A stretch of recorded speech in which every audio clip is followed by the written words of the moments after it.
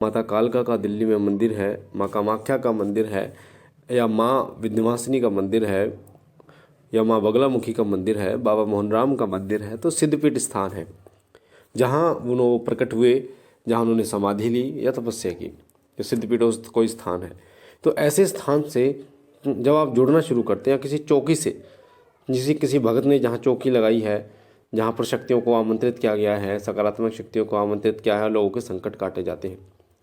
जब आप उसके साथ जुड़ते हैं, जुड़ने का मतलब होता है कि आप वहाँ जाते हैं, आते हैं, आशीष लेते हैं, भोग लगाते हैं, मतलब आपका आना जाना लगा रहता है। तो आपके साथ क्या होता है? देखिए, किसी भी धाम में जो सिद्धपीठ स्थान होता है या कोई मंदिर ऐसा होता है, सिद्धपीठ या चौकी, वहाँ पर शक्तियाँ वास करती हैं।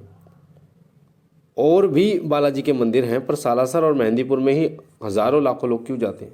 आपके आस पड़ोस भी बालाजी का मंदिर होगा, हनुमान जी का मंदिर होगा, वहाँ लोग क्यों नहीं खेलते, वहाँ संकट क्यों नहीं कटते उस हिसाब से जो वहाँ कटते हैं सिद्धपीठ स्थान में, मेहंदीपुर या सालासर में, या अन्य कोई देवी देवता के स्थान पर?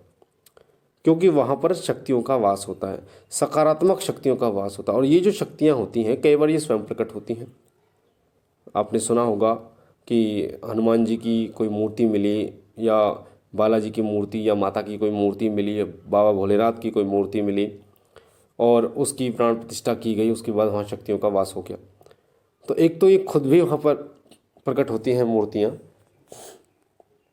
साथ ही कुछ ऐसे भक्त होते हैं, साधक होते हैं, ऋषि महर्षि होते हैं जो तपस्या करके, पूजा पाठ करके शक्तियों को वहाँ पर स्थापित करते हैं।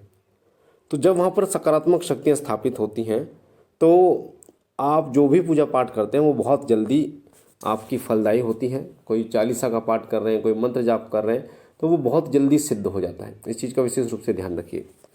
अपने घर में किया गया पाठ और सिद्धपीठ स्थान में किया गया पाठ में ज़मीन और आसमान का फ़र्क होता है। अगर आपके घर में वो पाठ आपको 10 गुना फल दे रहा है, तो उस सिद्धपीठ स्थान में लाखों गुना फल वो जो है देगा वो पाठ। तो अगर आपके आसपास कोई सिद्धपीठ स्थान है, जैसे हमारे आसपास माता दिल्ली वाली कालका का मंदिर है, माता कालका का दिल्ली में, तो वहाँ पर माता काली के मंत्रों का जाप किया जाए, या नवाण मंत्र का जाप किया जाए, या ओम क्रीम कालकाय नमः का जाप किया जाए, या क्रीम जो उनका बीज मंत्र है माँ काली का, या कशिशापर मंत्र का जाप किया जाए उस मंदिर की किसी स्थान पर। मैं ये नहीं कह रहा कि जहाँ पर मंदिर माता की मेन मूर्ति है वहाँ पर, जहाँ माता का मंदिर है उस मंदिर में कहीं भी, क्योंकि वो स्थान पवित्र होता है। उस स्थान का एक एक कण, उसकी जो ब्रज होती है, धूली होती है, मिट्टी होती है, वो जागृत होती है। तो उस मिट्टी को अपने माथे से लगाकर और उसके बाद उसके ऊपर बैठकर बिना आसन के जाप किया जाए तो वो बहुत जल्दी जागृत होता है, बहुत जल्दी वो सिद्ध होता है। ऐसे ही जो सिद्धपीठ स्थान है मैं उनकी बात कर रहा हूँ। बाबा मोहनराम का मंदिर राजस्थान भिवाड़ी में है।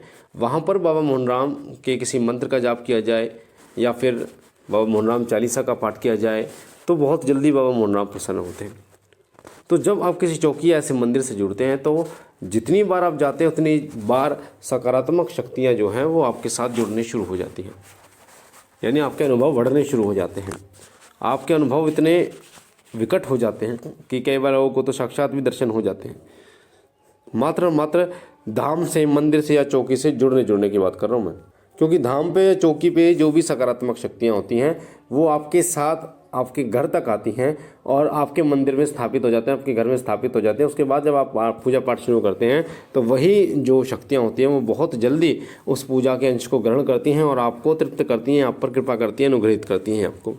इसलिए किसी भी धाम में आपको जाना नहीं छोड़ना चाहिए, उस मंदिर में, उस चौकी में जाते रहना चाहिए। चाहे आप हफ्ते में जाओ, महीने में जाओ, साल में जाओ, जितना जाओगे उतना ही जल्दी शक्तियाँ जो है वो खुलती चली जाएंगी, उतनी ही शक्तियाँ जो हैं वो आपके साथ जुड़ती चली जाएंगी। जिससे होगा ये कि आपके अंदर कभी नकारात्मक शक्तियाँ प्रवेश नहीं करेंगी, सकारात्मक शक्तियों का वास आपके शरीर में, आपके घर में होगा। साथ ही कोई भी संकट आपके शरीर और आपके घर में कभी वास नहीं करेगा।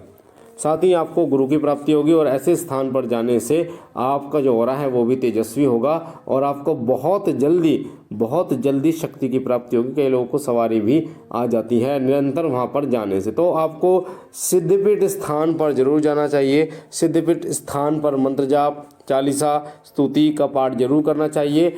अगर आपका कभी जाना होता है सिद्धपीठ स्थानों में तो आपको अच्छी तरह यानी 1 से 2 घंटा जाप या मंत्र जाप वहाँ पर बैठकर जरूर करना चाहिए।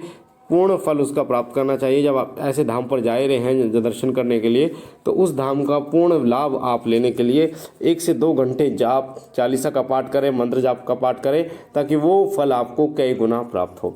बाकी मुझे आशा है ये महत्वपूर्ण जानकारी आपको समझ आई होगी।